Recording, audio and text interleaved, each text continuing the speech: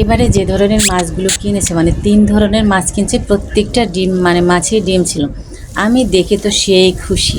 Hello viewers, আসসালামু আলাইকুম। সবাই কেমন আছেন? চলে আসছি নতুন আরেকটা ভিডিও নিয়ে। আশা করি সবাই সাথেই থাকবেন। তো যে কথা বলছিলাম, আজকে কিন্তু বাজার থেকে মাছ নিয়ে এসেছি, কই মাছ, পাবদা মাছ, রুই মাছ। তো প্রত্যেকটা মাছেই কিন্তু ডিম ছিল, দেখে কিন্তু আমার খুব ভালো লেগেছে।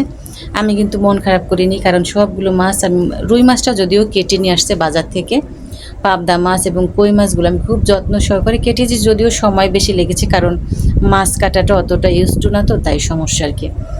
আর আমি ডাল রান্না করব আজকে।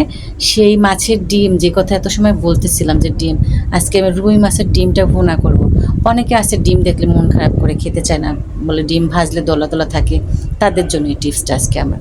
ডাল রান্না করব আম দিয়ে। তো ডালটা কিন্তু প্রথমে সিদ্ধ বসিয়ে দিয়েছিলাম, সিদ্ধ বসিয়ে দিয়েছি এক পাশে ডাল আর এক পাশে ভাত, পাশাপাশি আমি কাটাকুটি করছি। তো শেষ হয়ে গেছে, এখন কিন্তু যে একটু কফিটা করে নিলাম, এই যে এনার্জি ড্রিঙ্কসটা খাবো আর একেবারে মনোযোগ সহ করে রান্না করব। একটা জিনিস যদি আপনি মন দিয়ে রান্না করেন বা মন দিয়ে যে কোনো কাজই করেন, সেটা কিন্তু সবসময় ভালো এবং সুন্দর হয়। তো আমার ডালটা কিন্তু হয়ে গেছে, আমি সুন্দর লাস্ট বাগার দিয়ে নেব। আর মিষ্টি কুমড়া ভাজি করব, সেটা দিয়ে নিলাম।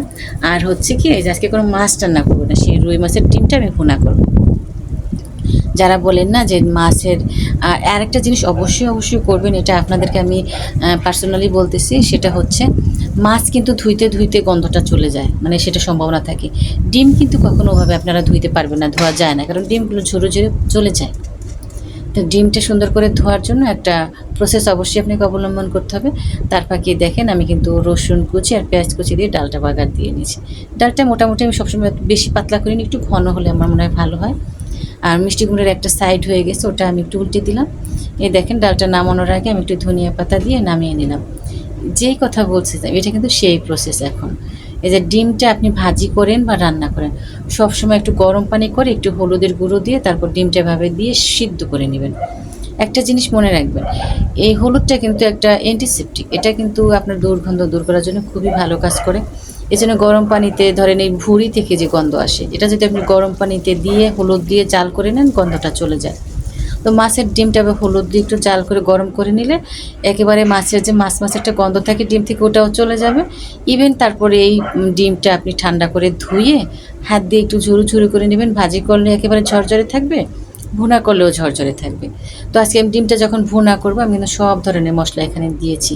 প্রথমে পেঁয়াজ কুচি কড়াইয়ে দিয়ে একটু ভেজে, আদা রসুন বাটা, তারপরে ধনিয়া গুঁড়ো, জিরার গুঁড়ো, শুকনো মরিচের গুঁড়ো, হলুদের গুঁড়ো, সব মশলা দিয়ে, আর একটা তেজপাতা দিয়েছিলাম ফোড়ন। তারপরে মশলাটা আমি বেশ সময় নিয়ে কষিয়েছি 2বার পানি দিয়ে, কারণ এখানে মশলাটা আপনি যত ভালো কষাবেন রান্নাটা তত ভালো হবে।